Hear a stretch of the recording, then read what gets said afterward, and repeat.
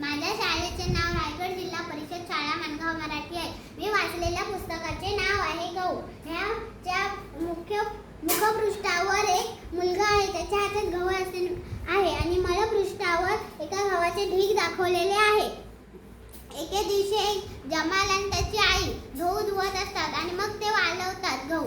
आणि जमालची आई खूप दमलेली असते म्हणून ती जाऊन झोपते. जमालला सांगते तू गव्हाची राखण कर. मग जमाल त्या गव्हाची राखण करत असतो. तो 3 ढीग बनवतो आणि त्या 3 ढिगावर आपले स्पेलिंग लिहितो, आई बाबांची आणि त्याची.